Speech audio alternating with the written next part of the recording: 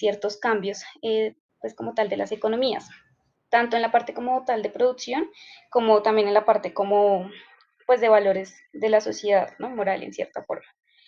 Él habla pues de que estas deben de estar como caracterizadas por una mayor propensión sobre todo a lo que es el ahorro y las inversiones y también pues tener una disposición abierta al adelanto tecnológico también pues entre otras cosas.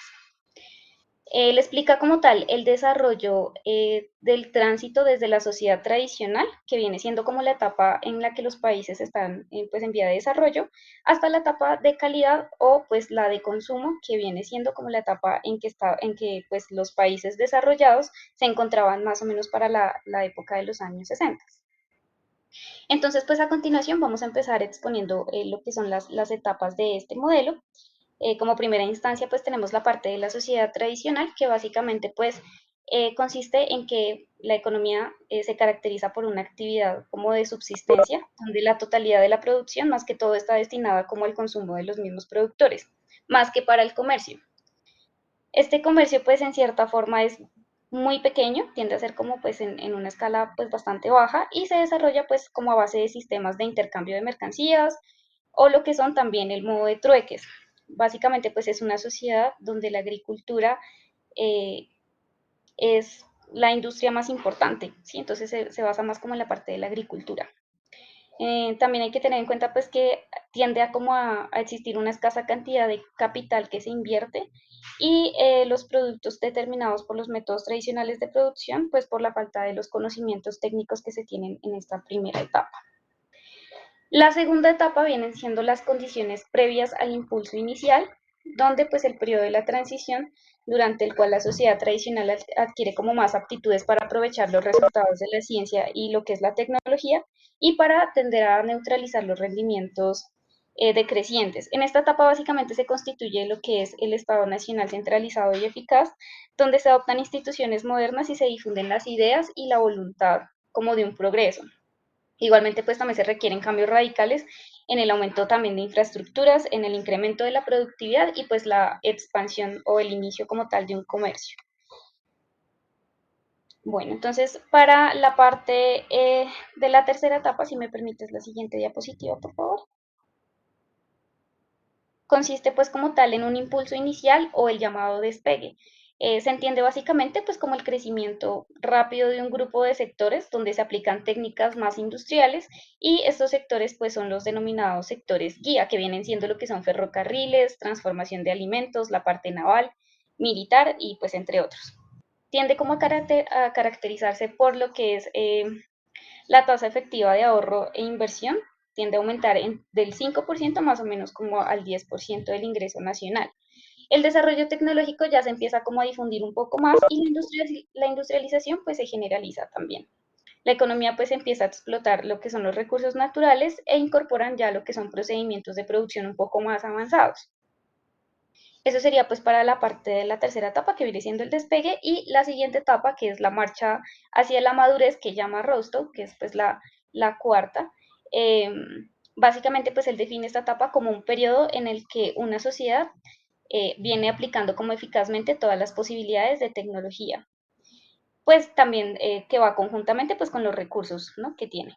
Básicamente pues tiende a caracterizarse por ser un gran como intervalo de progreso sostenido que en cierta forma tiende a fluctuar a corto plazo, pero pues también se ve como un aumento en lo que son las tasas de inversión, que pasa de un 10% al 20% del ingreso nacional y el dominio cada vez de la tecnología pues va siendo mucho mayor. Entonces la economía nacional pues se tiende a proyectar más como hacia el exterior para tener pues como propios intereses.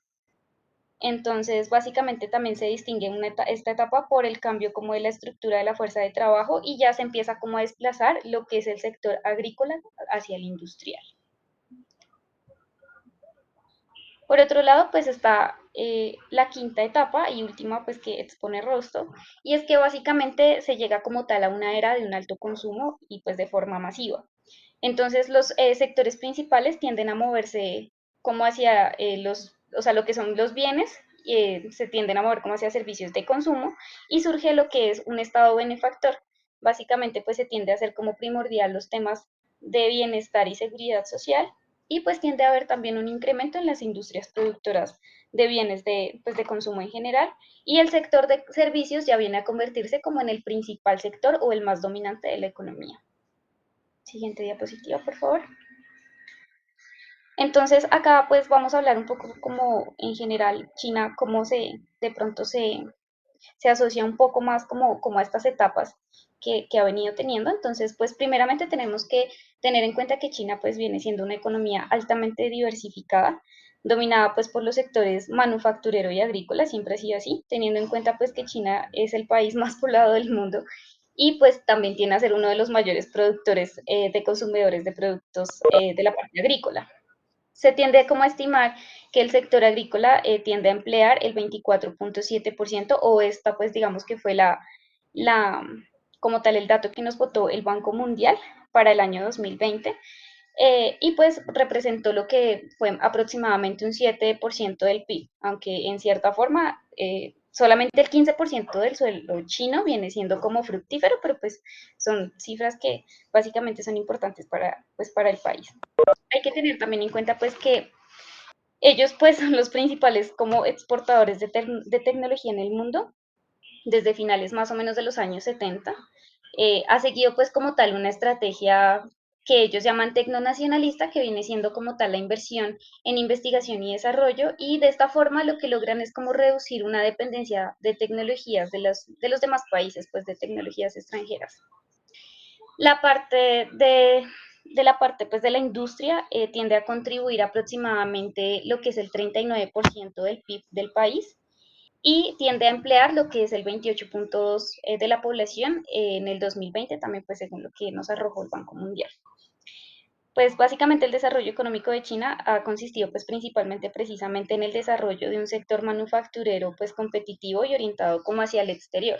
Y pues teniendo en cuenta que este crecimiento económico precisamente se ha basado como en las exportaciones y también lo que vienen siendo las inversiones, China se ha encargado como de dedicar más del 40% del PIB a la inversión. Lo que es la producción industrial representa casi un 50% de ese PIB, mientras que los servicios no llegan como tal al 40%. En cierta forma, pues la tasa de ahorro de los hogares tiende a ser bastante elevada, mientras que el consumo representa solamente un 35% del PIB y esto pues a comparación a otros países que tienden a consumir bastante, pues es bastante baja con relación pues a los demás países, ¿no? Entonces pues básicamente eso.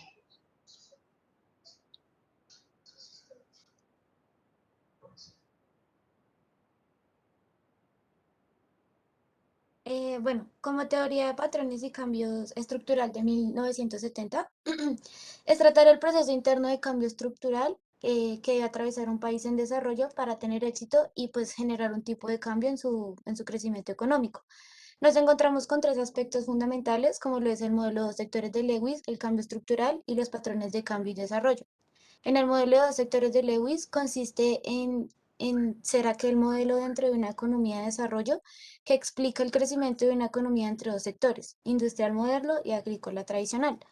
En el cambio estructural, básicamente es el proceso de transformación de una economía en el largo plazo en términos de especialización que impactan sobre el crecimiento económico. Y por último, en los patrones de cambio y desarrollo, consiste en aquellas combinaciones correctas de políticas económicas que generan como ciertos patrones beneficiosos para el crecimiento, para generar un crecimiento económico. Todo esto, pues, mediante la identificación de rasgos característicos, los recursos de las políticas, recursos, políticas, capital y su entorno, y otras variaciones de los factores nacionales e internacionales. Siguiente, por favor. Bueno, ya la explicación del modelo para China va a ser mediante un ejemplo de la vida real. Primordialmente, China implementó nuevos sistemas agrícolas por medio de reformas y aperturas, generando cambios que han despejado pues, los caminos para la inversión de la agricultura y generando un mejor nivel de productividad para China.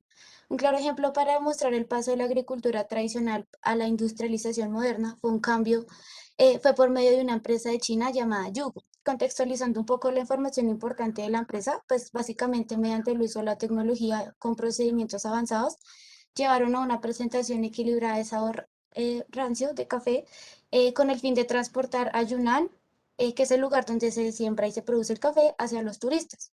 Este cambio pues, se vio plasmado en el sector de la agricultura, pues cuando valga la redundancia, los agricultores trabajan ahora para las corporaciones por medio de alquiler de sus servicios y su mano de obra. Pues todo esto con el fin de recibir una compensación, ya sea por subsidios, seguridad, y toda esta compensación va por parte del gobierno local. Básicamente esta empresa Yugo indirectamente contrata a los agricultores como empleados corporativos. Este cambio de lo tradicional a lo moderno generó pues que a futuro no se viesen más terrenos abandonados y disminuyendo un poco el problema del desempleo, como lo viven las personas que conviven en las áreas rurales.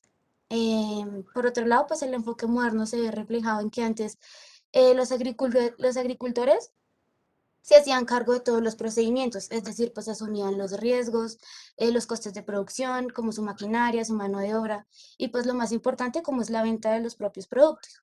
El problema en sí radicaba en que muchas veces pues, las ventas eran menores a todos los costos de inversión pues, para su producción.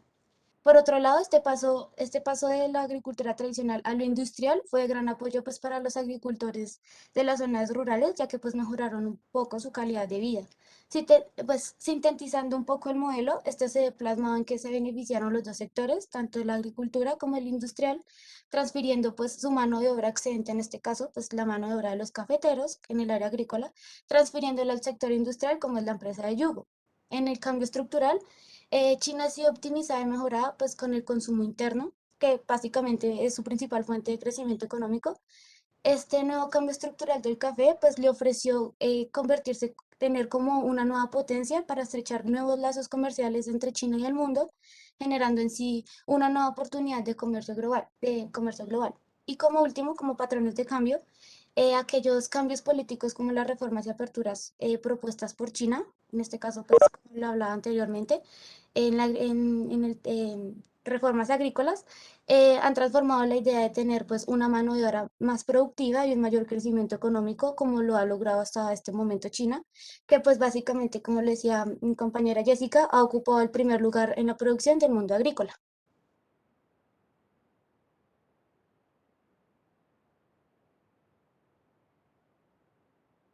Bueno, vamos a hablar ahora de un tema muy interesante que es pues, el modelo de dependencia neocolonial, el falso paradigma y el desarrollo dualista, el cual nos va a dar básicamente una mirada que tiene la influencia de China pues, sobre el mundo. En primera medida vamos a hablar sobre el modelo de dependencia neocolonial.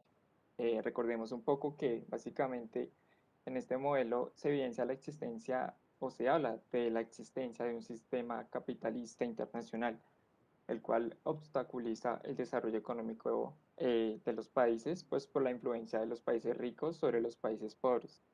Uno de los aspectos más importantes que tiene pues, este modelo de dependencia neocolonial es que básicamente el compartir el conocimiento se toma como un incentivo para mejorar la especialización humana y profesional pues en los distintos ámbitos políticos, económicos, sociales y culturales. Pero sin embargo, estos entes internacionales proveen estos programas de asesoramiento y brindan información poco relevante para el contexto de cada participante. En este caso, el personal tendría información en instituciones de países pues, desarrolladas, sean pues, posgrados, especializaciones y maestrías o doctorados, que básicamente son los programas que proveen, las cuales tienen teorías que no son aplicables para sus países de origen. Y básicamente, pues al no tener un conocimiento útil, pues no se puede abordar pues, los problemas reales. En este caso vamos a hablar un poco del panorama general que tiene pues las relaciones comerciales entre China y América Latina. En este caso nos basamos en un informe que nos dio o que provee el Banco BBVA, el cual traducido al español se llama Midiendo la dependencia de América Latina con China. En este caso encontramos que la relación entre América Latina con China se basa básicamente en un déficit comercial, el cual podría pues, en el largo plazo ser difícil de revertir, dado que el continente exporta pues, principalmente productos básicos a China, es decir, toda Latinoamérica exporta productos básicos a China, mientras que pues, como bien sabemos, Latinoamérica importaría pues, ya los bienes manufacturados que provee en gran medida China. De hecho, pues la soja, el petróleo crudo, el mineral de hierro, y el cobre representaron casi el 80% de las exportaciones de América Latina a China en el 2014. Y esto es un problema porque a medida que la economía de China se desacelera, pues básicamente podrán verse repercusiones negativas en los exportadores latinoamericanos. Y básicamente los países de Latinoamérica podrían tener una caída en sus exportaciones por volumen, así como un deterioro en sus términos de intercambio debido a la caída de materias primas en precios.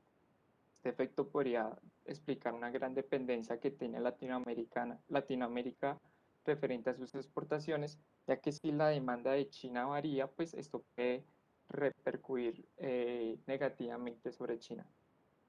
Uno de los índices que presenta este documento es el que pueden ver en pantalla. Básicamente, pues se refiere que a las exportaciones del producto está dado por términos de X y pues a China se le divide sobre las exportaciones totales de ese producto. En este caso, pues se muestra qué tan dependiente es el mundo de China para vender un producto en particular con relación a otros mercados de exportación. En este caso, pues los niveles de dependencia de productos básicos pues fueron más altos entre los miembros de Mercosur, Chile, Perú y Colombia, ya que estos países tienden a ser socios comerciales importantes.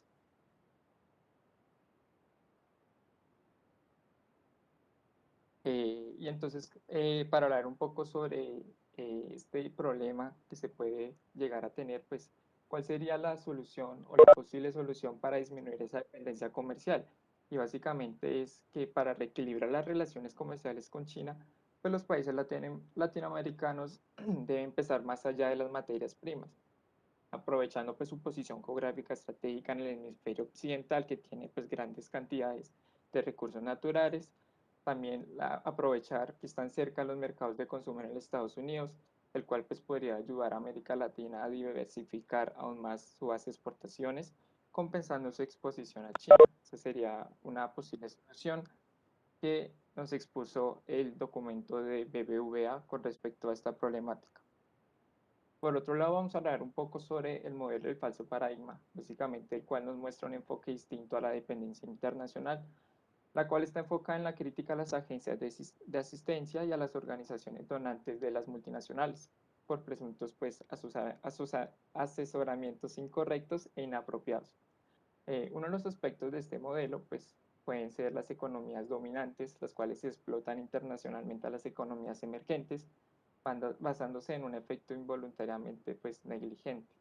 En este caso, el interés por mantener un sistema capitalista internacional pues, es incentivado por las élites partícipes de los países emergentes. En este caso, pues, uno de los aspectos que encontramos también es que el subdesarrollo se ve como un fenómeno inducido pues, de manera externa y se evidencia la necesidad de una reestructuración o lucha revolucionaria pues, para liberar estas naciones en desarrollo del control económico impuesta por las naciones opresoras internacionales. Pues acá quisimos traer un ejemplo más allegado a nosotros y les planteamos la pregunta a ustedes si han pensado en estudiar en un país como China, en caso de que quieran seguir sus estudios con base a la carrera de economía. Ingresamos a la página de ICETEX y la cual pues afirma que China abre convocatoria a través de ICETEX para que los profesionales colombianos estudien con becas completas en este país. En este caso, pues los incentivos son grandes, ¿no? Básicamente el gobierno de China cubrirá los gastos de matrícula, seguro médico, remuneración mensual y alojamiento, pues obviamente dependiendo de la disponibilidad de la universidad para este fin. En este caso, pues los programas varían entre 2 a 4 años. Entonces, si accedemos a este modelo, bueno, a este programa, pues nos planteamos la pregunta de si podemos presentar el caso del falso paradigma, básicamente, pues en nuestro proceso de educación. Y la respuesta es depende, porque si en el dado caso que aceptemos ingresar a la Universidad de Pekín a estudiar una maestría, pues podemos tener varios puntos a favor y varios puntos en contra. A favor es que podemos vernos beneficiados por el desbordamiento de conocimiento que nos hablaba en el caso del modelo de Romer, donde pues el conocimiento no se puede tener concentrado, sino que se libera. Y China pues a lo largo del tiempo ha tenido, digamos, varias situaciones o fenómenos económicos que le han ayudado a solventar varias situaciones. Entonces este conocimiento adquirido pues por la experiencia, pues nos puede dar un gran panorama para enfrentar casos de la vida real. Otro caso es la especialización en herramientas para la educación y los maestros más capacitados. Pues obviamente este país cuenta con más herramientas o capital humano, el cual puede beneficiar a los estudiantes de su programa. Y finalmente, pues que podemos tener mejores oportunidades laborales a nivel nacional e internacional, no solo por el conocimiento que obtengamos, sino por solo el título de estudiar en una de las mejores universidades de este país. Sin embargo, una de las críticas que más se le hace a este tipo de estudios en el exterior es que el modelo económico es distinto al modelo económico de América Latina. Recordemos que América Latina hasta ahora está pasando por un proceso de cambio de sistemas de producción, mientras que en América Latina se produce, o bueno, se basa gran parte de su proceso de exportaciones en el sector, digamos, agrícola. Pues China ya está basando su modelo en tecnologías y más que todo en productos manufactureros. Entonces esto puede llegar a, digamos, disolver un poco el conocimiento que podemos obtener al momento de aplicarlo en América Latina. Y la otra es que eh, en China se está marcando o se está encaminando hacia un programa económico que se llama Made in China 2025, el cual fue anunciado por el primer ministro de ese país, en el cual pues básicamente se basa que el modelo económico se centrará casi siempre en reestructurar la economía de China. Y pues en el momento en que apliquemos esos conocimientos que podemos obtener en este tipo de estudios, pues será muy poco aplicable para nuestro contexto pues nacional. Y finalmente vamos a hablar un poco del desarrollo dualista, el cual básicamente refiere a un modelo de divergencias, el cual básicamente nos cuenta que hay una coexistencia, el cual que hay diferentes conjuntos de condiciones que coexisten en el contexto de cada nación, también hay convivencia crónica y no transitoria, finalmente pues que los grados de superioridad o inferioridad no solo muestran signos de disminución, sino que incluso tienen una tendencia inherente a aumentar. Básicamente esto habla sobre las brechas que se pueden crear entre estas naciones pues por los distintos cualidades iniciales que se plantearon pues al momento de crear sus economías.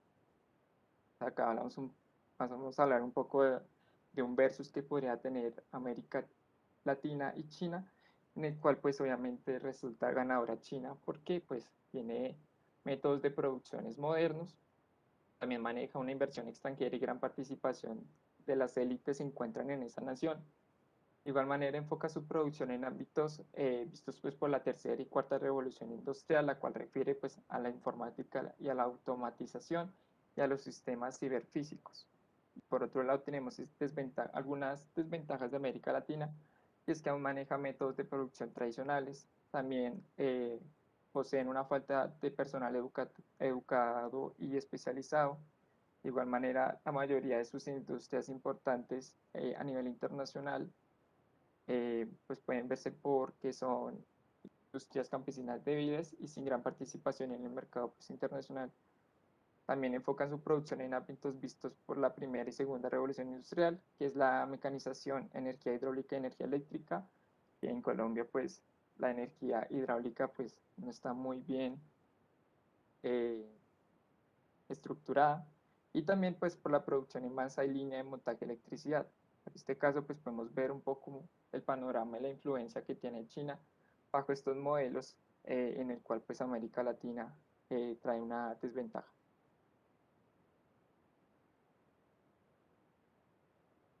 Continuando, vamos a hablar ahora de la teoría del gran empujón. Es una teoría que pues prácticamente se desarrolló por Richard Thaler. Al día de hoy prácticamente este economista, ganador de un premio Nobel, tiene aproximadamente 78 años de edad. Es un modelo de crecimiento equilibrado que prácticamente relata el accionar humano. Se centra directamente desde la economía conductual. Entonces, el propósito de este modelo prácticamente es analizar los beneficios que se pueden obtener a largo plazo de una economía, pero siempre a partir de la toma de decisiones de las personas. Es decir, cómo las personas pueden tomar una decisión favorable en pro o en contra, en este caso, de China. Obviamente, China, pues a pesar de que no ha tenido una mejor evolución económica desde hace mucho tiempo, prácticamente desde la década de los 80, China ha tratado de seguir creciendo, de tener un alto impacto en su, digamos, a nivel mundial, por ser prácticamente la segunda potencia más grande a nivel comercial después de Estados Unidos. Entonces, a partir de este modelo, pues prácticamente lo que nosotros vamos a relacionarlo con la siguiente gráfica, es la que está relacionada con el Producto Interno Bruto. Eh,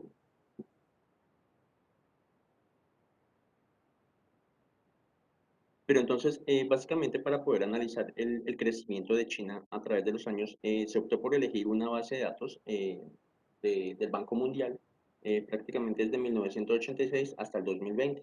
Y entre ellos se destacaron dos características principales, unas que fueron las bajadas y otras que son las subidas.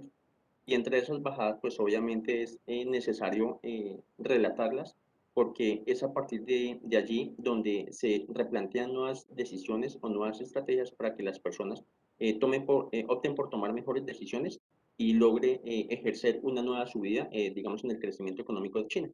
Entonces, una de sus primeras bajadas fue prácticamente en 1988 hasta 1990, que hubo un desprendimiento, prácticamente ustedes lo pueden observar desde la parte izquierda de la gráfica, y eso surgió prácticamente por el freno del crecimiento económico. Entonces, prácticamente China venía en una situación económica paupérrima, lo que de algún modo gobiernos de esa época no estaban aplicando las mejores políticas para que digamos, para que el país tuviera un crecimiento óptimo. Entre eso, pues hubo prácticamente uno de los cuatro efectos más indeseados y esos defectos estaban relacionados en especial con la agricultura.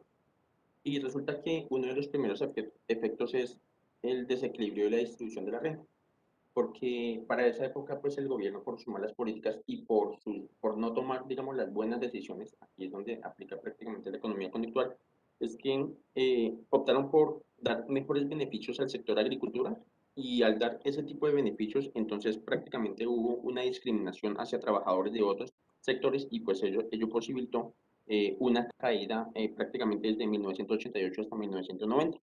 También un segundo efecto fue prácticamente la inflación y que pues para esa época, para la época del presidente maoísta, era desconocida. Entonces fue uno de los problemas económicos que prácticamente generó un descontento y pues ello pues también, digamos, generó una caída, como también la corrupción y algunos defectos como el desempleo y la prostitución para esa época. Entonces, pues prácticamente eran decisiones que no se habían tomado con racionalidad porque el crecimiento chino para esa época no era el mejor. Sin embargo, pues a mediados de 1992 y 1999 llegó la reestructuración administrativa y esa reestructuración administrativa estaba comprendida prácticamente por el ajuste de las políticas fiscales, en especial para los empresarios. Porque para esa época, digamos, los empresarios tenían prácticamente 37 impuestos y de esos 37 impuestos muchas de las veces lograban haber una contradicción y esos 37 impuestos pues prácticamente no beneficiaban mucho al empresario. Entonces es por ello que se hace llamar reestructuración administrativa en la medida en que se buscaba una mejora del crecimiento. Eso pues prácticamente sucedió durante todo ese lapso de tiempo que es prácticamente lo que refleja la mitad de la gráfica. Después llegó en el 2007 y en el 2009 otra caída inmensa que fue el colapso de Lehman Brothers, que es prácticamente la burbuja económica que hubo a nivel mundial, donde prácticamente se hicieron inversiones y se sacaron créditos de tipo subprime, que pues prácticamente eran de tipo inmobiliario.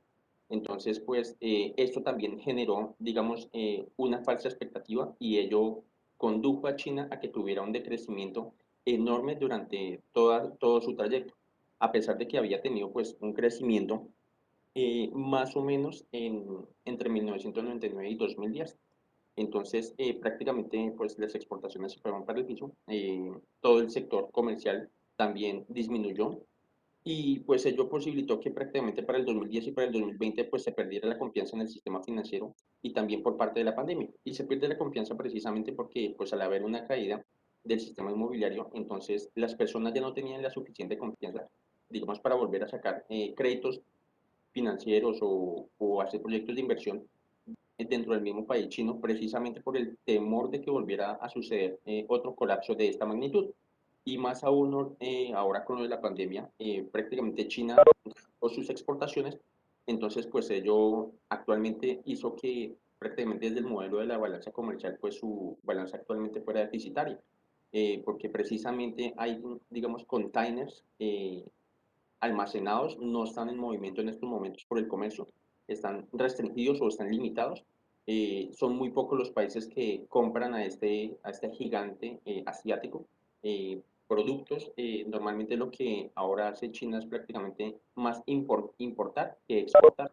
Y es por eso que el crecimiento económico de China pues prácticamente está casi que al borde de una recesión y están tratando de tomar las mejores decisiones para optar por unas mejores políticas fiscales que les permita, digamos, volver al crecimiento chino como se ha originado prácticamente entre 1990 y 1992, que fue cuando hubo una alza de la reforma, digamos, no de la reforma agrícola, sino en este caso disminuyó, pero hubo una acumulación de capital porque precisamente otros sectores aprovecharon ese momento en el que trataron de reestructurar el sector agrícola, entonces el sector industrial intervino y al intervenir, pues ellos de algún modo aprovecharon ese lapso para poder generar un crecimiento económico amplio. Ese crecimiento económico, pues obviamente se vio reflejado prácticamente desde la tecnología, desde la automatización, y ello fue lo que permitió que China creciera tan, digamos, tan altamente favorable ante los demás países del mundo y se convirtiera en una potencia mundial. Sin embargo, en el año 1999 y en el 2010 aproximadamente, pues ya bueno, se vino aplicando una mejora para el crecimiento económico, lo que permite, digamos, de algún modo razonable desde la economía conductual, haber tomado una decisión, bueno, sí, una utilización eficiente de los recursos, más bien, precisamente porque las personas o el accionar humano a veces toman decisiones de forma individual sin pensar de forma colectiva lo que pueda suceder, digamos, a corto o a mediano o a largo plazo. Y de esa forma, pues prácticamente es como se relaciona el crecimiento desde la economía conductual.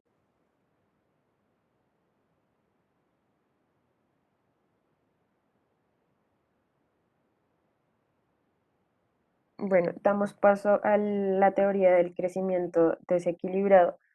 En la teoría del crecimiento desequilibrado se encuentra Albert Hirschman, quien nació en 1915 y falleció en el año 2012. Fue un economista alemán pionero de la economía del desarrollo. Él plasma en este modelo que la principal escasez con que se enfrenta la mayoría de los países en vía de desarrollo no es de capital o de otros recursos, sino de capacidad para adoptar decisiones de inversión eficientes. Mm, De acuerdo a esto, se indica que un, un desequilibrio exige un movimiento de desarrollo el cual incide en la materia de política económica.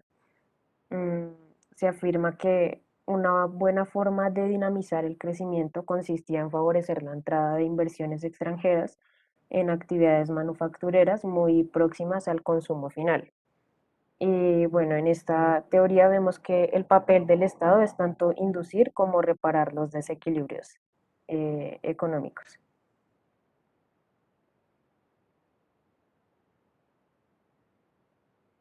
Bueno, por otro lado, damos paso a una visión general del crecimiento equilibrado, em, el cual intenta explicar el proceso de crecimiento y la maximización de beneficios, los incentivos para mejorar la propia situación o el éxito de la economía, las condiciones de movilidad, competencia y funcionamiento del mecanismo de precios, lo cual conducirá al desarrollo o crecimiento en un entorno físico y social apropiado. Este pues se convierte en una forma particular del gran impulso en la que un pueblo o un gobierno debe dirigir toda una serie de industrias capaces de absorber la producción de cada una de las demás.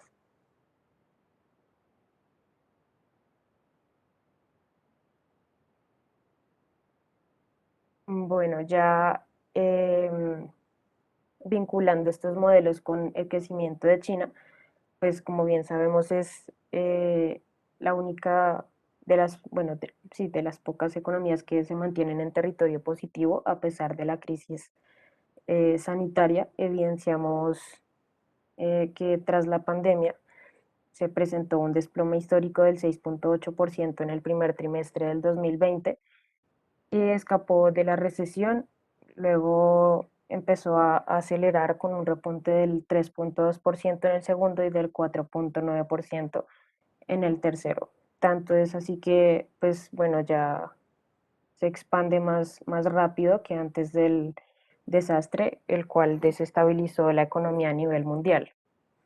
Está, bueno, ya hablando de la recuperación que se tuvo, pues evidenciamos que todavía cojea por el lado del consumo, puesto que aunque los resultados han sido positivos, es importante hacer hincapié en que su naturaleza pues, es desequilibrada y la demanda familiar, por ejemplo, aún no se ha repuesto.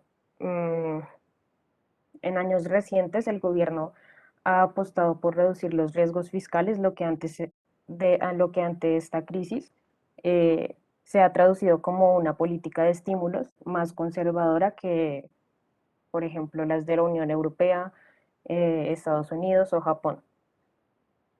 Por otro lado, pues otro pilar de dicha recuperación reside en el excelente desempeño del sector exterior, el crecimiento, lo que refiere al crecimiento de las exportaciones, generando un superávit comercial de casi 535 millones de dólares, el cual es demasiado grande para las actuales tensiones geopolíticas que se están presentando. Mm, Evidenciamos por el lado del sector financiero que también ha contribuido. El yuan ha superado la barrera del 6,5% frente al dólar por primera vez desde el 2018 y las bolsas han alcanzado cuotas de capitalización nunca antes vistas desde la crisis global. Bueno, ya para concluir, los esfuerzos de China para reducir la pobreza y modernizar la economía indican que el crecimiento del país está ralentizándose y es importante elevar la eficiencia a través de la innovación en competencias del mercado y sector privado. Bueno, también cabe resaltar que se presenta una gran masa de población pobre en China, por lo cual se debe aumentar la seguridad social y reducir la brecha de ingresos. Evidenciamos desde el Fondo Monetario Internacional que apuntan a las reformas estructurales que han avanzado a pesar de la pandemia, aunque pues no ha sido como de manera uniforme. Y finalmente, de cara al futuro, las políticas fiscales, monetarias y estructurales deben aspirar a fortalecer la demanda privada para poder paliar este crecimiento todavía desequilibrado en la economía. Eso sería todo, profe. Listo, muchas gracias, equipo 8. Me gustó mucho la presentación, en especial la forma en que explicaron cada uno de los modelos. Yo creo que esa explicación fue muy clara, fue muy detallada y adicional el ejercicio de identificación de variables que escogieron y de la misma asociación. Me llamó mucho la atención como, por ejemplo, a partir de un caso cualitativo que era cuando mencionaban atrás el caso de las becas, pudieron realizar esa asociación con uno de los modelos y esa interacción con el grupo. Me pareció muy chévere y destaco el ejercicio realizado. Muchas gracias. Ahorita vamos con Francia, el equipo 6 conformado por John Ramírez, Karen Romero, Brian Blanco, Duván Quiroz, Jenny Aguilar y Lady Zamora. Ustedes me dirán a quién designo como presentadora. Muchas gracias, equipo China.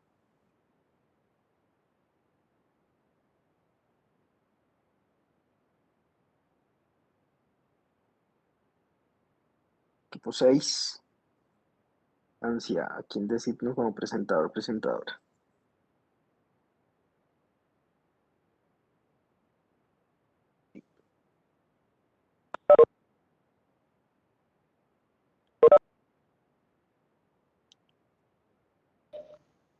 Profe, un momento que es que estamos viendo quién puede compartir, porque es que tenemos problemas la mayoría, pero por el momento creo que Brian Blanco.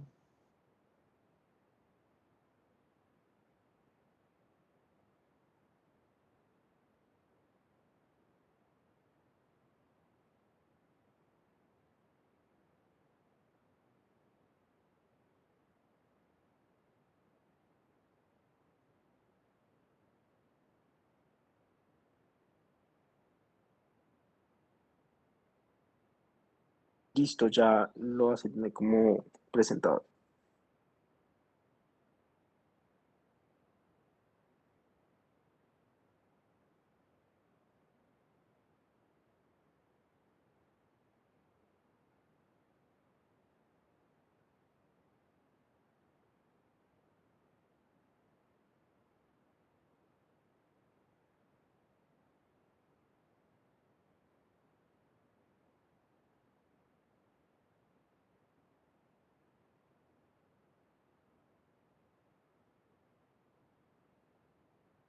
Bueno, buenas noches. Nosotros les vamos a hablar sobre Francia. Nuestro grupo está conformado por Paola Aguilar, Karen Romero, Duván Quirós, Brian Blanco, John Anderson Ramírez y quien les habla, Catherine Zamora. Puedes pasar a la siguiente, por favor. Bueno, Francia, o también conocida como República Francesa, es un país que está ubicado en Europa Occidental y este hace parte o es miembro de la Unión Europea. Este país tiene una superficie total entre islas y territorio continental de 675.417 kilómetros cuadrados. La capital es Francia y es una de las ciudades más turísticas del mundo. Y esta ciudad está atravesada por el río Sena. En este país podemos encontrar la reconocida Torre Eiffel. La moneda que se utiliza en Francia son los euros. Francia es una de las 10 economías más importantes del mundo por su volumen del PIB. Su deuda pública para el 2020 fue de 2.640.261 millones de euros. Y su deuda per cápita es de 39.283 euros por habitante. Lo que significa que sus habitantes son unos de los que están pues entre los más endeudados del mundo. Nosotros le vamos a hablar, así como al grupo anterior, de algunos modelos económicos, como lo son la teoría del crecimiento equilibrado, teoría del crecimiento desequilibrado, la balanza de pagos, los modelos duales, entre otros.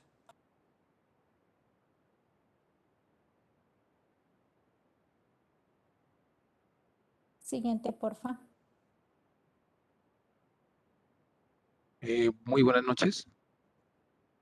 Bueno, en este caso les voy a hablar sobre la economía dual, exclusivamente sobre el modelo de Lewis. Bueno, cabe recordar que este modelo fue uno de los primeros modelos teóricos que se desarrollados, más conocidos en lo que es en la literatura académica. Y básicamente este modelo se centra en la transformación estructural pues de una economía principalmente de las subsistencias en una economía manufacturera e industrializada. Y su enfoque como tal, es tanto pues el proceso de la transferencia de mano de obra como el crecimiento de la producción y el empleo del sector moderno. Siguiente. Bueno, pues como tal la expresión del dualismo industrial, es utilizada más que todo pues para caracterizar lo que fue el desarrollo industrial de Francia en el siglo XIX. Eh, bueno, el hecho de que este país adaptara ese modelo, pues, del dualismo, pues, permitió, pues, lo que es igualar e integrar, pues, la noción de la protoindustrialización. Entonces, pues, básicamente, este modelo lo que refleja, pues, es la complejidad propia de la evolución de la industria eh, y pues hace referencia más que todo pues a las formas tradicionales y las formas de producción industrial de la industria manual y de la industria mecanizada. Cabe destacar que pues lo que son las industrias, las estructuras protoindustriales pues se prolongaron pues esto hizo que pues que se desarrollaran en todo este siglo XIX y esto pues ayuda a que surgiera pues como tal el crecimiento de la gran industria en el país de Francia. Em, Básicamente, pues lo que fue la revolución industrial, que fue lo del dualismo, pues se caracterizó especialmente pues por la unión de dos sectores muy importantes en la economía de Francia, que es lo que es el sistema tradicional llamado protoindustrial, el cual pues contaba con una baja productividad como la agricultura, la construcción, que es como el primer sector, y por otro lado, pues el sector de la industria. Pues este tenía pues una mayor productividad y un mayor avance tecnológico en ese entonces. Hoy pues ha aumentado lo que es el mayor avance. Pues como tal, esta unión de estos dos sectores pues permitió a la industria francesa pues convertirse en una de las más importantes en el siglo XIX y por ende pues logró dar pues un crecimiento progresivo. Siguiente. Pues como tal a lo largo del siglo XIX pues la industria francesa fue principalmente pues dirigida por los trabajadores y por grupos campesinos y por ende pues su economía fue un poco lenta, pues teniendo en cuenta que pues como tal la agricultura era, eh, pues tenía una gran participación del producto total de este país y pues su tasa por ejemplo de urbanización pues fue baja y pues a diferencia de países como lo es Inglaterra y Alemania, pues Francia surgió pues siendo un país predominante rural. Por ejemplo, en el 1846, lo que fue pues, su población urbana, pues representaba lo que era el 25% del total y el otro 75% representaba sobre la población rural. En el 1901, pues todavía tenía el 59% de la población, o sea, el 59% de la población vivía en el campo y el otro restante vivía en lo que era el sector urbano.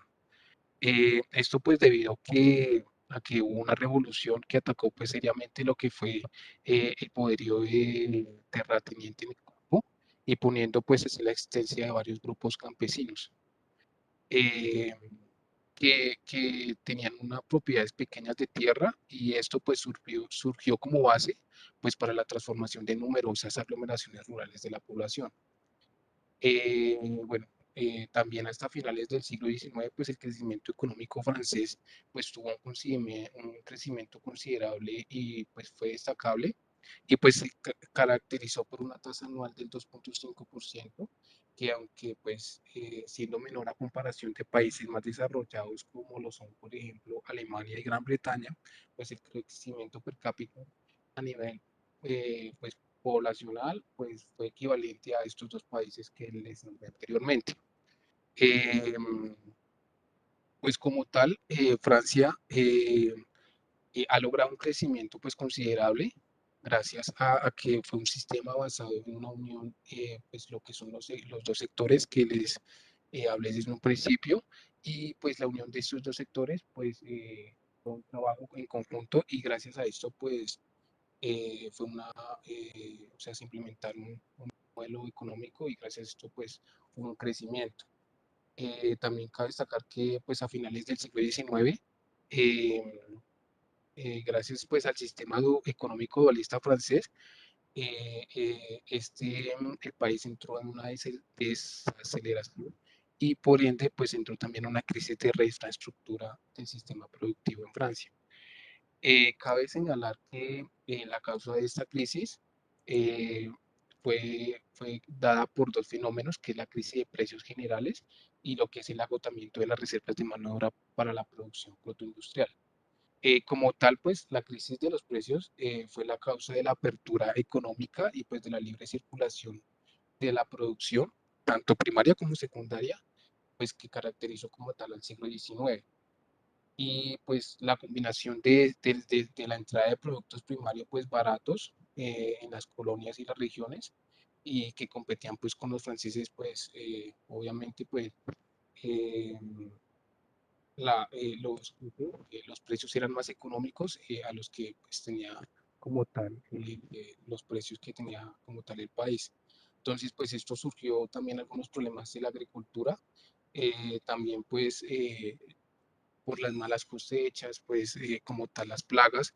Entonces esto también hizo pues la crisis de los precios y pues también las entradas de las manufacturas de otras naciones industrializadas más baratas que las de Francia. Pues esto ocasionó pues un descenso como tal en los precios de ambos sectores y pues como tal la economía francesa pues entró a la necesidad de reducir sus precios para pues poder competir con las manufacturas extranjeras. Siguiente. No, siguiente.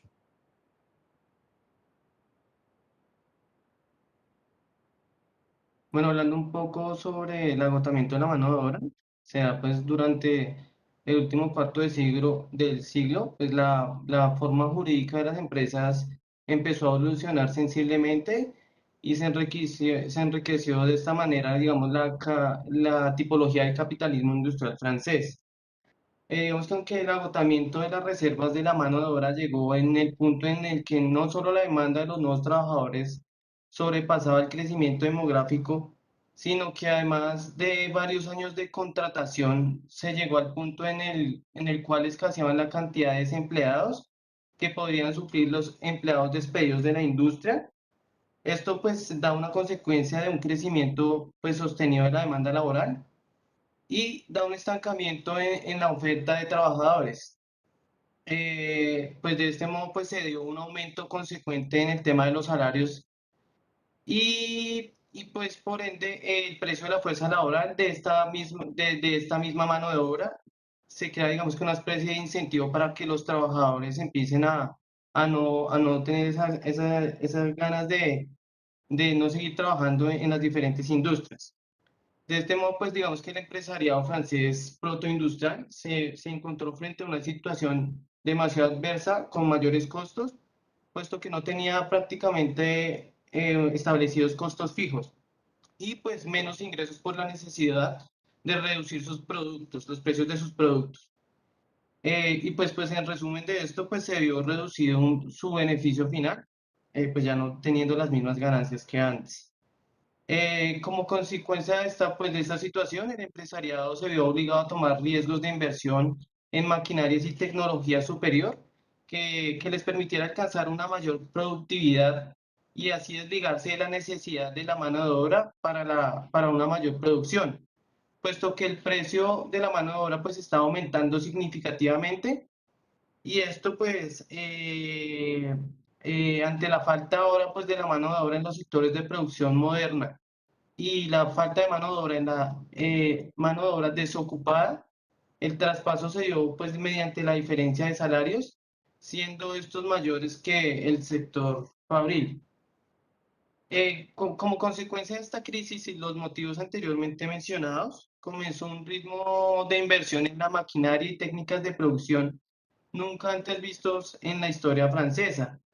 Esto pues queda evidenciado, por ejemplo, en el incremento de hasta un 153% en los caballos de vapor entre los años de 1880 y 1906 y el hecho de que estos fueran destinados primariamente a la industria y no al transporte de forma en ferrocarril, a los ferrocarriles de ese tiempo.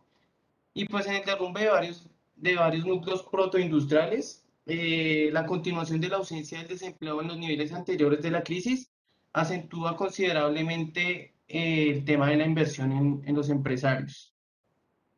Siguiente diapositiva, por favor. Bueno, a partir de este punto, digamos que surgieron nuevos rubros industriales basados en avances tecnológicos recientes y de utilización más eficiente que los inventos antiguos. Ejemplo de esto, pues, es la construcción de automóviles, la producción de energía hidroeléctrica, la metalurgia y la química. Varios de estos, pues, siendo elementos, digamos que insignias de la segunda revolución industrial.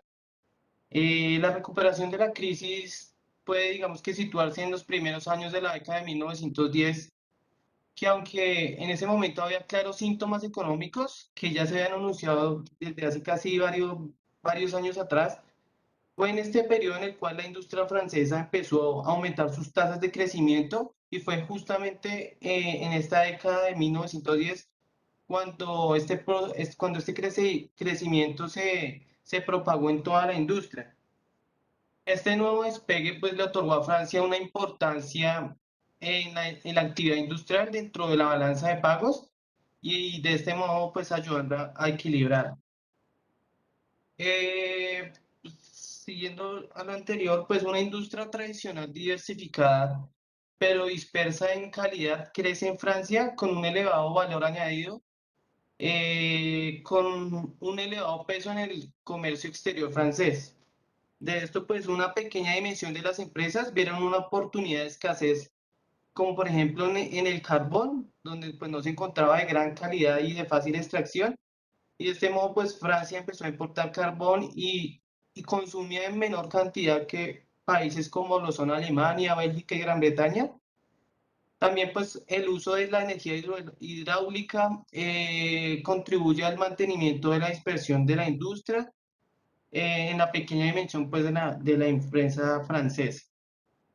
Aún así, pues, la recuperación a finales del siglo XIX y a principios del siglo XX la puso más cerca de las otras economías industriales, puesto que Francia todavía no se encontraba en un pequeño retraso relativo, con un promedio de empresas más pequeñas y sus sistemas de dirección un poco anticuados. Además, a comienzos del siglo XX, la mitad de los franceses vivía en pequeños pueblos rurales, como lo mencionaba mi compañero. La ausencia del mercado urbano definido y a gran escala dificultaba las tentativas propuestas industriales de potencias como Gran Bretaña y los estadounidenses. Francia pues también tenía una falta de integración productiva comercial que era una barrera pues para la producción, al mismo tiempo que la integración de los países antes mencionados dificultaba la entrada de productos franceses en el periodo pues de la preguerra. Finalmente, y pues con respecto a los sistemas de direcciones empresariales, se comenzó ante la necesidad de mayores niveles de cualificación en la dirección. Aquí pues se da un proceso de creación de escuelas de técnicos e ingenieros asalariados para la industria y pues así sofisticarla un poco, pero pues dicho puntapié de todas maneras no fue suficiente para alterar, al menos hasta el comienzo de la Gran Guerra. Siguiente, por favor.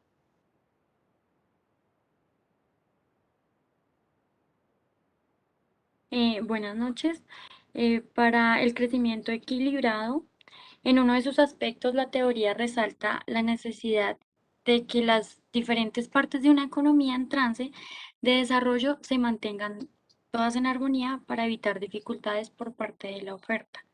La industria no debe ir por delante de la agricultura. Esto refiere al mantenimiento de un equilibrio que debe haber entre la oferta y la demanda agregada de bienes y servicios en una economía que se encuentra en una primera etapa de desarrollo económico.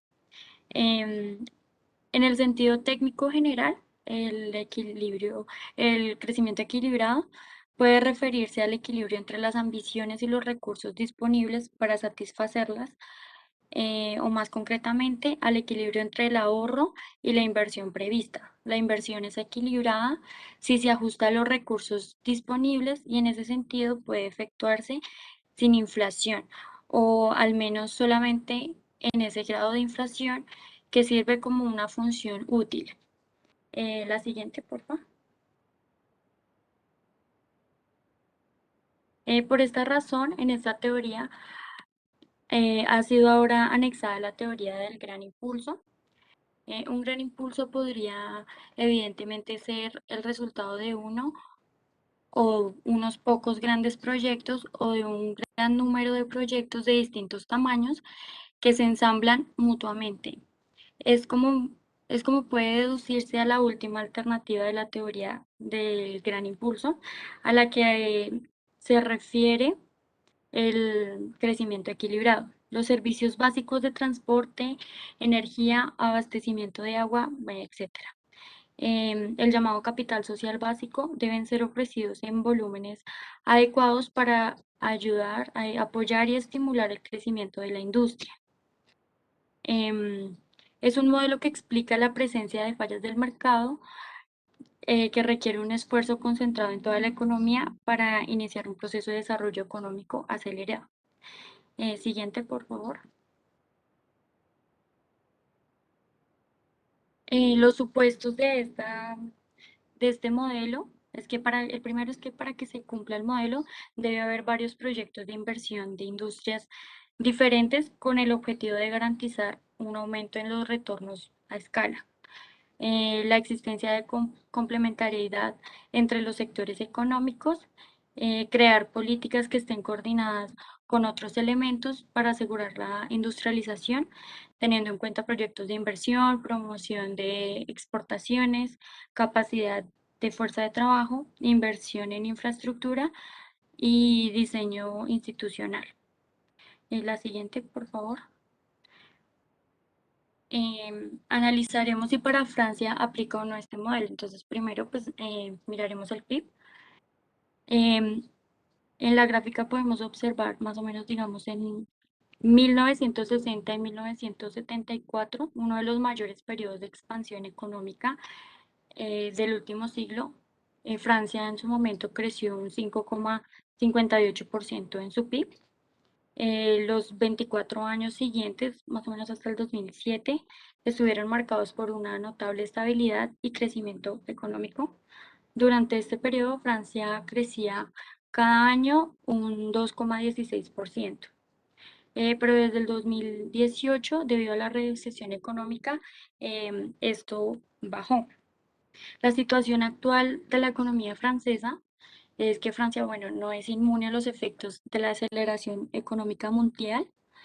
En el cuarto trimestre del 2019, la actividad se contrajo un 0,1%, después de haber crecido en el trimestre anterior un 0,3%. En 2019, el PIB registró un crecimiento limitado al 1,2%, marcando una desaceleración en comparación con el año 2018, que se situó en 1,7%, y en el 2017, que fue de 2,4%. La desaceleración del 2019 se puede explicar por las tensiones comerciales internacionales que afectaron los principales sectores económicos del país, principalmente en Alemania también. La industria automotriz ha sufrido particularmente, muestra solo un pequeño crecimiento para el 2019 de 0,6%, y después de que en 2018 fue de 1,5%. En diciembre, y las continuas huelgas que hubieron en el país tuvieron un impacto mucho más fuerte en la economía francesa de lo esperado. La disminución del PIB tiene su origen en la reducción de existencias masivas por parte de la industria automotriz, que refleja la desaceleración o incluso un alto en la producción. Para el 2019, Francia se ubicó como la séptima potencia económica mundial, justo detrás del Reino Unido y de la India. La recuperación del país de la crisis económica del 2018 ha ocurrido más tardía que en otros países europeos y sigue siendo frágil debido a la inestabilidad estructurales.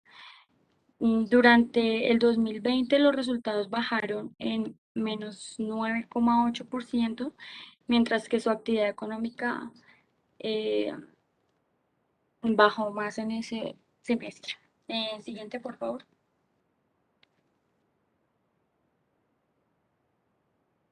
La siguiente, por favor. Bueno, los sectores que más impactan en el PIB están distribuidos en tres grupos, que son la agricultura, la industria y la de servicios. Entonces, la agricultura está entre las actividades primarias. Las actividades primarias son de gran importancia, no solo en la economía pues, de Francia, sino a nivel mundial. Francia es el principal productor agrícola en Europa, el sexto a nivel mundial y el segundo mayor exportador de productos agrícolas. Los principales productos primarios que produce son el trigo, la papa, el tabaco, lácteos, carne de cerdo, aves de corral, melocotón, manzanas, peras, uvas y melones. En Francia, la mayor potencia agrícola, Francia es la mayor potencia agrícola de la Unión Europea, aporta un cuarto de la producción agrícola total. No obstante, el sector agrícola representa una mínima parte del PIB del país, con un 1,6% a 2020, y emplea solo el 2% de la población. La agricultura francesa recibe importantes subvenciones procedentes de en su mayor parte de la Unión Europea. Los productos principales, pues que dije ahorita, el trigo, el maíz y la carne. La industria manufacturera de Francia está muy diversificada, pero el país se encuentra inmerso en un proceso de desindustrialización que se traduce a la subcontratación de muchas actividades. La industria representa el 17,1% del PIB y emplea solo a un quinto de la población activa del país. Los principales sectores industriales en Francia son las telecomunicaciones, la electrónica, la automoción, la industria aeroespacial y la armamentística. El sector terciario abarca una amplia gama de actividades económicas. Algunas de estas son del comercio al por mayor, transporte de telecomunicaciones, finanzas, turismo, bienes raíces, restaurantes, salud, entre otros. Entonces, Francia es de lejos el destino turístico más popular del mundo, en casi 8 millones, con casi 80 millones de visitantes, por encima de China y de Estados Unidos, que se encuentran alrededor de 60 millones de visitantes por año. Un atractivo paisaje de miles de recursos culturales, más de 1.200 museos y 12.000 monumentos históricos que hacen de este país un destino turístico muy atractivo. Este sector terciario o de servicios representa cerca del 70% del PIB francés y emplea al 78% de la población activa. Francia es el primer destino turístico, como ya lo mencionaba. Entonces, la siguiente, por favor. Francia invierte en infraestructura, convenientemente más que todo en redes en carreteras. Tiene la red de carreteras más extensa en Europa, con 800.000 kilómetros de carreteras, 8.000 kilómetros de autopistas y 5.000 kilómetros en construcción. El tren de gran velocidad, que circula a más de 300 kilómetros por hora en París, entre París, Marsella, Londres, Bruselas, Burdeos, es el más rápido del mundo. En cuanto a ese transporte aéreo, existen unas 370 compañías de 100 nacionalidades que ponen en comunicación a más de 136 países desde los 7 aeropuertos internacionales. Invierten mucho en esto, más que todo por la actividad que más pues, los lucra, que es la turística, el sector de servicios. Los recursos que utilizan son los que generan, digamos, los clientes de electricidades, las telecomunicaciones, que es un sector muy competitivo, tanto por precio y por el nivel de tecnología que tienen. Ya, pues pasar a la siguiente. Francia se sitúa en el puesto 14 de los países de Europa en el ranking de desempleo, con una tasa del 8%. Es alta considerando la economía que ellos manejan. En 2020 cerró con 2,4 millones de desempleados, que es el 8% de la población activa, un nivel similar al del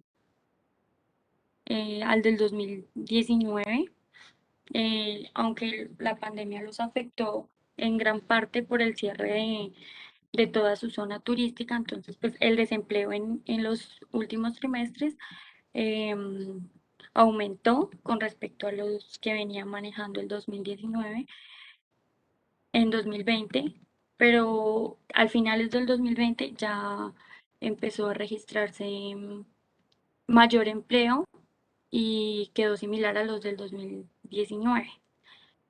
Puedes pasar a la siguiente. Entonces, en conclusiones de si el modelo aplica o no a Francia, se llega a la conclusión de que no es una economía equilibrada, ya que la mayor parte de la inversión está centrada solo en un sector, que es el de servicios. El otro supuesto, que era la existencia de complementariedad de los sectores económicos, tampoco se ve, ya que ellos invierten mucho pues en la infraestructura, pero es más que todo por el tema turístico, por el tema de servicios, de hoteles, y que es la atracción de su economía, el empuje. Los empleos que se generan también los genera ese sector, con más del 50% de empleos en el país. Entonces no es una economía equilibrada. Pasa a la siguiente.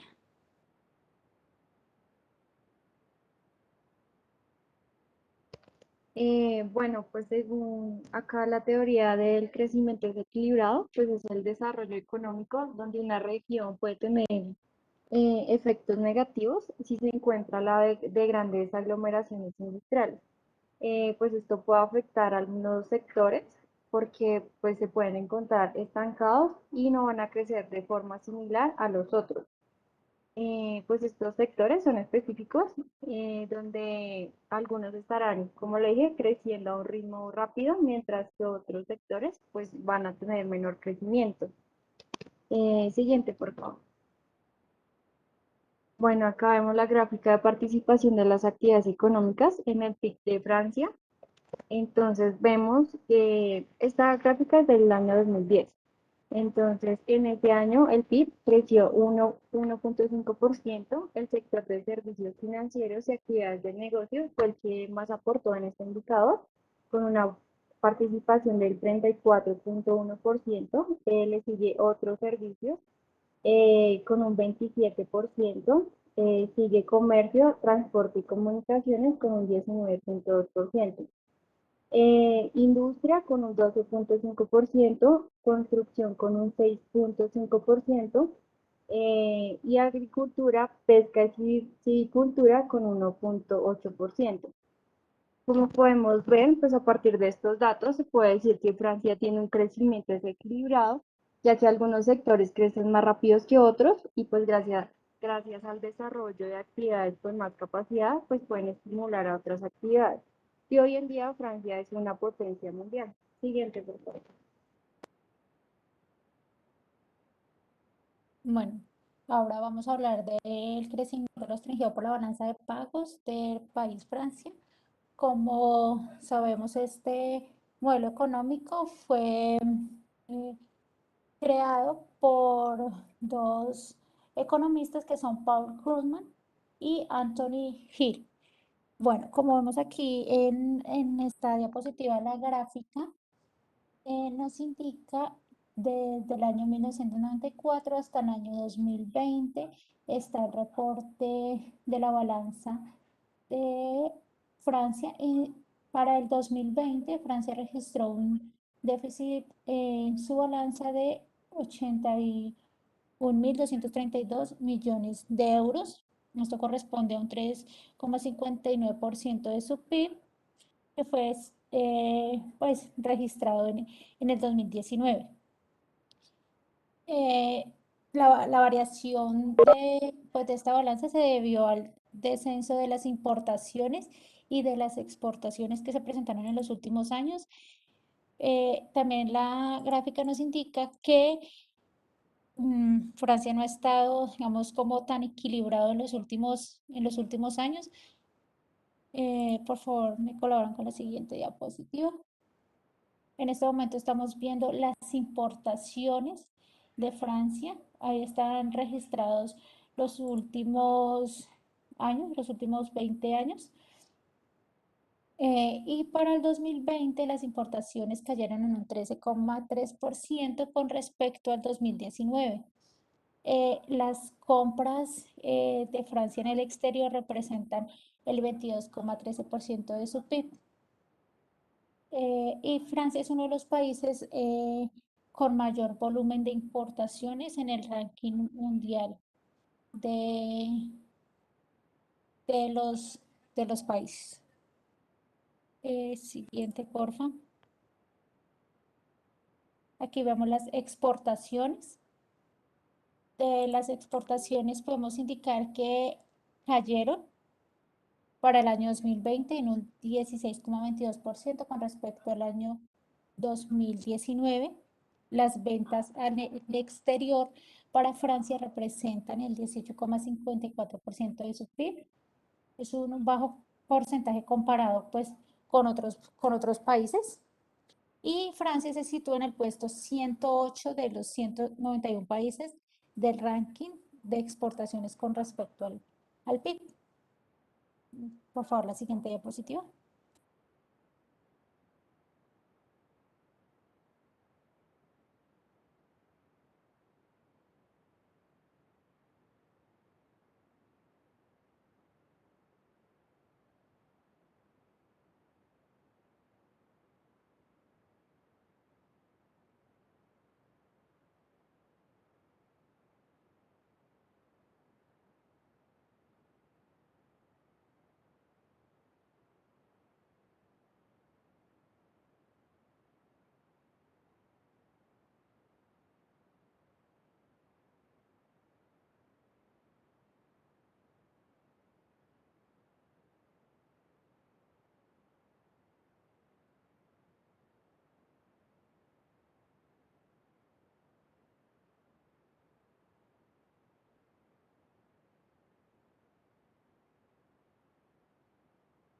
Profe, es que creo que mi compañero tiene problemas con el sonido. Sí, Brian, no sé.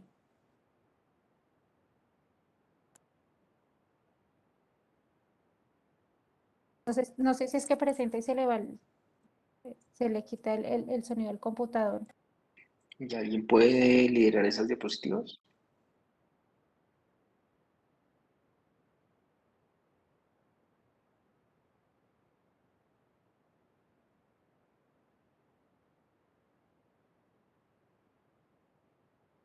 Ya, profe, ya estamos revisando.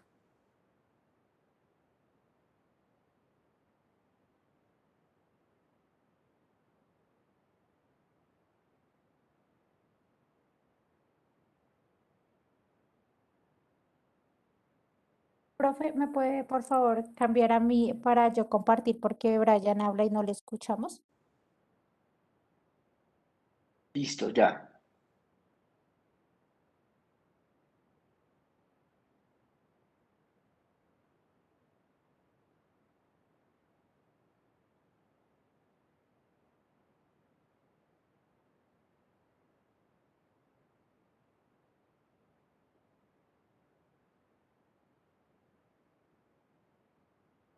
Confirman, por favor, si pueden ver mi pantalla.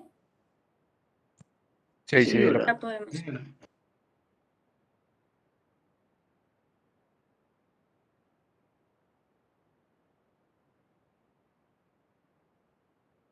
Listo, Brian.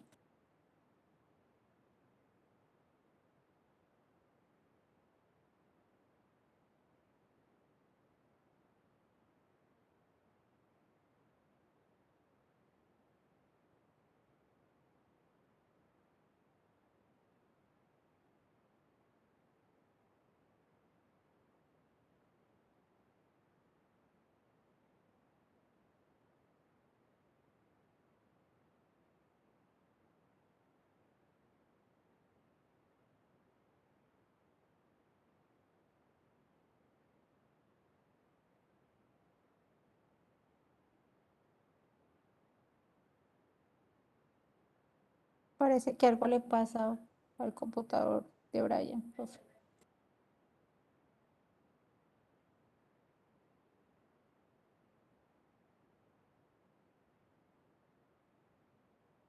Bueno, pues alguien tome estas diapositivas.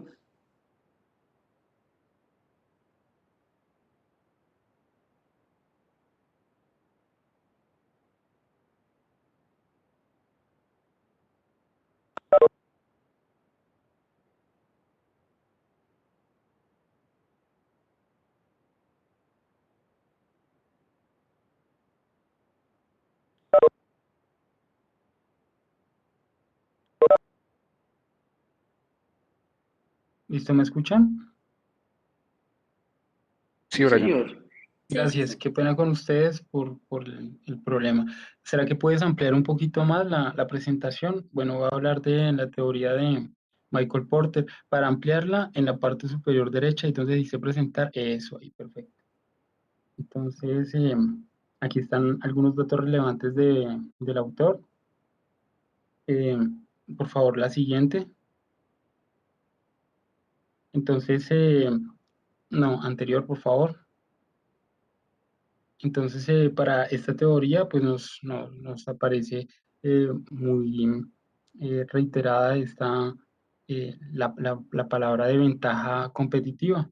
Entonces, ¿qué crea la ventaja competitiva? Entonces, para Michael Porter, desarrolló una teoría de competitividad nacional basada en las causas de la productividad, porque solo esta es la única variable que puede explicar la competitividad de una nación, porque son las únicas responsables de crear ventaja competitiva a través de actos de innovación. Para este autor, una vez que la empresa logra ventaja competitiva, solo puede mantenerla mediante una mejora constante, tiene que renovarse o morir, porque si no lo hace, los competidores sobrepasarán a cualquier empresa que deje de mejorar o innovar. Por favor, la siguiente. ¿Qué crea la ventaja competitiva? Bueno, la ventaja competitiva se crea y mantiene a través del proceso altamente localizado. Incluso los países más desarrollados, en este caso pues Francia, no son competitivos en todos sus factores, por lo que las naciones triunfan en determinados sectores debido a que el entorno nacional es más progresivo, dinámico y estimulante. Este entorno competitivo, de acuerdo con Porter, se logra mediante 4 factores de competitividad que están en esta gráfica en el diamante, pues que él llamó así, pues por su forma, conformado por 4 aristas. Eh, Habla sobre esos factores, voy a hablar sobre las condiciones de los factores, que es una de las aristas. Este determinante trata sobre la creación de factores especializados. Esto se refiere a la mano de obra especializada, creación de infraestructura, necesarios para hacer competitiva a una nación, porque la carta fuerte del desarrollo no la constituye la dotación natural de los factores, sino la capacidad de cómo se procesan estos para hacer una producción más eficiente.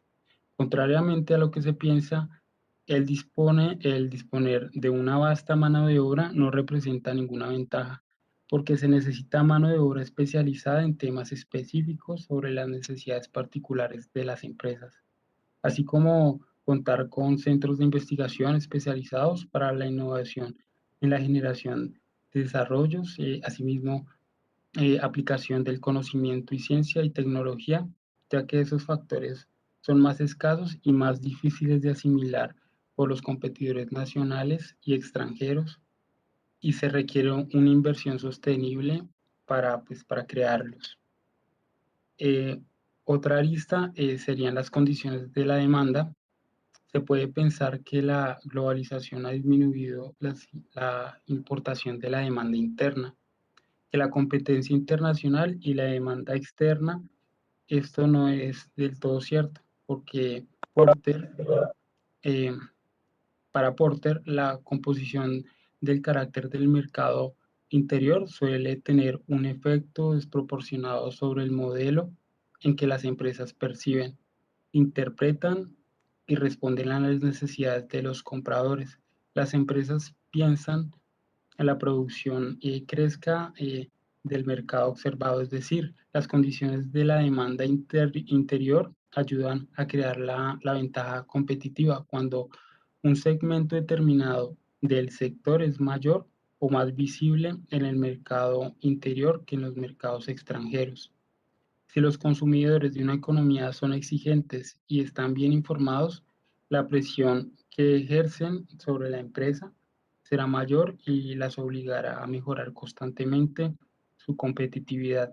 Las empresas se beneficiarán de estos consumidores si son exigentes, porque les abrirán los ojos a nuevas necesidades de los mercados. El sector, el arista de sectores afines se refiere a el tercer determinante, pues, de las naciones trata sobre la disponibilidad de proveedores nacionales competitivos internacionalmente. Mediante estos sectores afines o auxiliares se permite el acceso oportuno y eficaz a los principales insumos.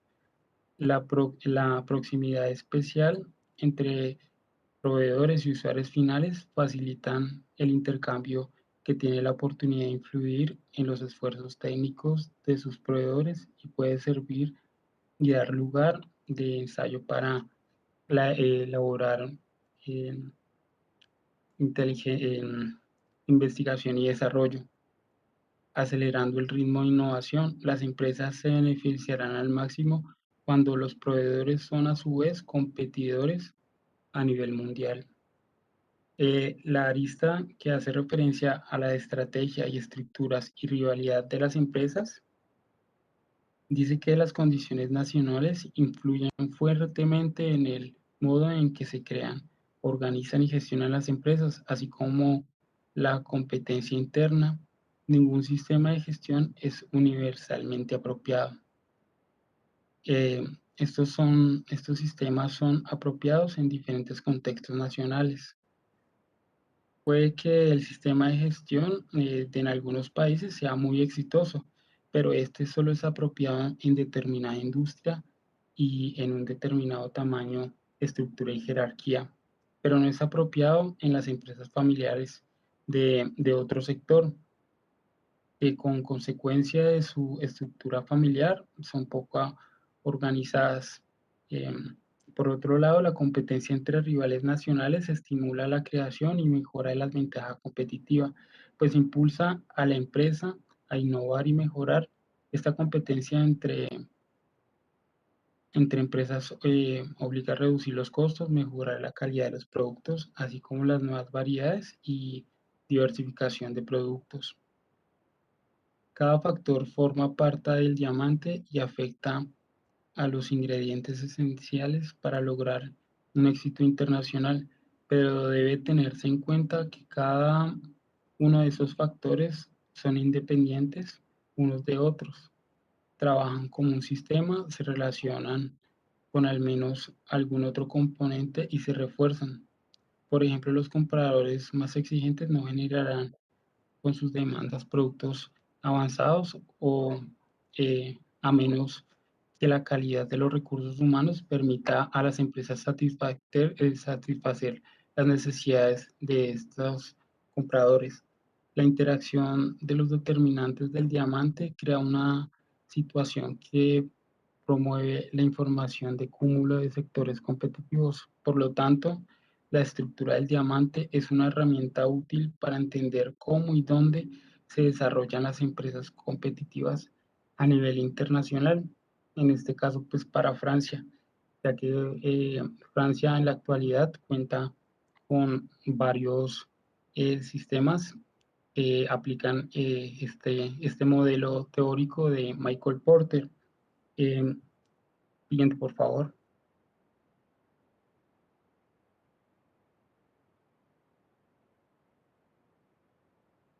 Siguiente, por favor.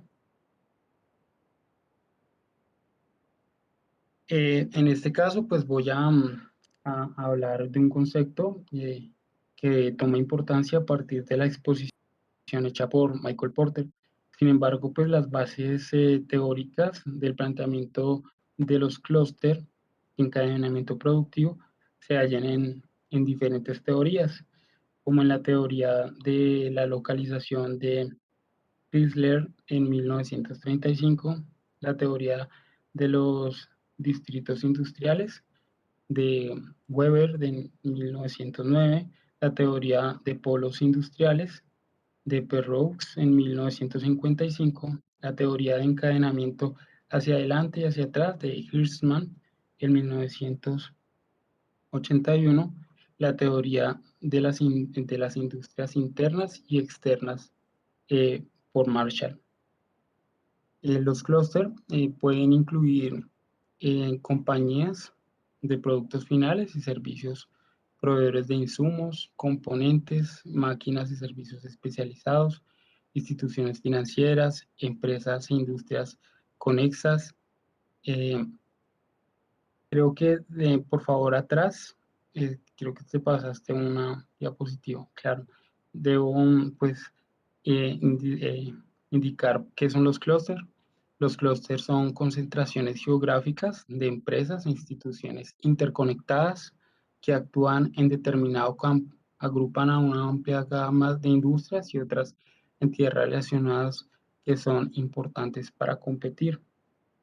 ¿Esto qué quiere decir? Pues que empresas se agrupan teniendo factores productivos comunes o a veces no, pero son importantes para determinada pues, actividad que puede ser la entrega de un pedido. Entonces se juntan, se agrupan estas empresas para dar la idea del clúster. El encadenamiento productivo pues consiste en el conjunto de empresas que deciden interactuar de una forma especial entre sí para aumentar sus niveles de competitividad. Esto es aclarar un poco más de lo que estaba diciendo. Por favor, la siguiente.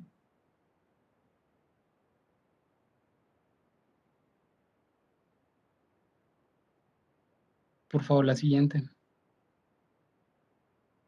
Listo. Entonces, como les estaba comentando, los clústeres pueden incluir pues este tipo de compañías que están acá enlistadas.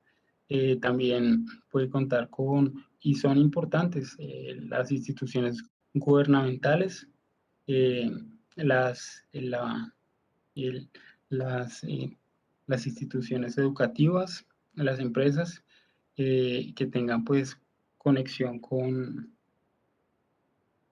lo que se desea en el clúster. Por favor, en la siguiente.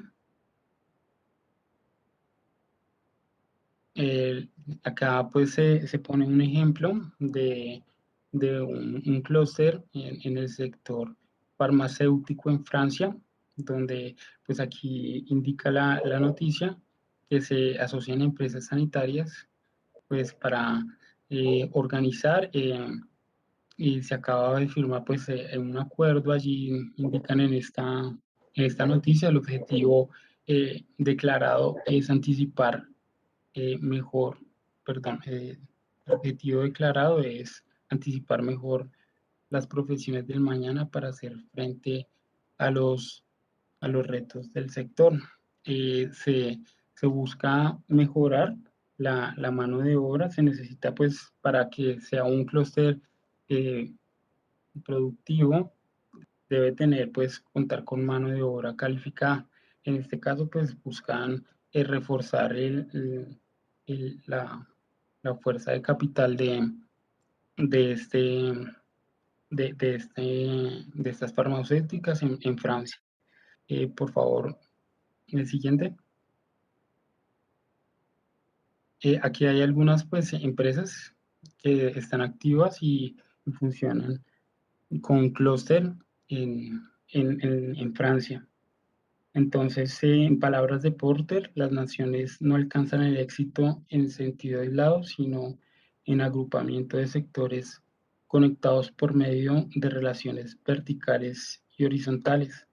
La economía de una nación contiene una mezcla de agrupamientos cuya composición y fuente de ventaja o desventaja competitiva refleja el estado del desarrollo de la economía. Y para concluir las ideas de Porter y del clúster, eh, ser parte de un clúster le permite a las empresas operar de un modo más productivo en la obtención de insumos.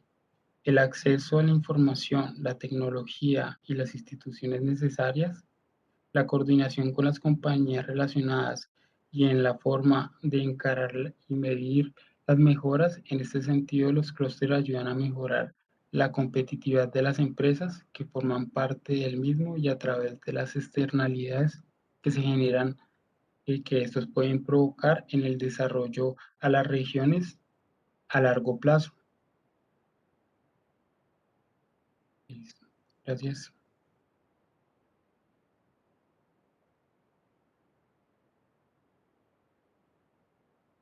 ¿Listo? Listo, profe, muchas gracias. No, muchas gracias a ustedes, John, Karen, Brian. ¿Es Brian o Brian? O Brian. Duan, Jenny, Lady, el grupo de China, Karen, Valerie, Ramiro, Jessica, por sus presentaciones el día de hoy. Es muy interesante nuevamente ver cómo se va desarrollando esa capacidad de asociar los temas que vimos con distintos datos, con distintos apuntes. Esa explicación última sobre el tema de competitividad me pareció muy apropiada, muy ligada, por supuesto, finalizando con los ejemplos puntuales para el caso del país seleccionado. Ya nos quedan faltando solo dos grupos. Esos dos grupos, mentiras, nos quedan faltando 4 grupos. Que la idea es que los podamos adelantar en las próximas clases. Ustedes saben que esto ya se terminó, para poder ir también gestionando la próxima semana, el viernes, el último examen de la materia. Entonces, no siendo más, nos vemos el próximo viernes para seguir adelantando las presentaciones grupales de los grupos que hacen falta. Y nada, que estén muy bien. Gracias, profe. Gracias. Gracias, profe, hasta luego. Hasta luego, profe. Gracias, profe.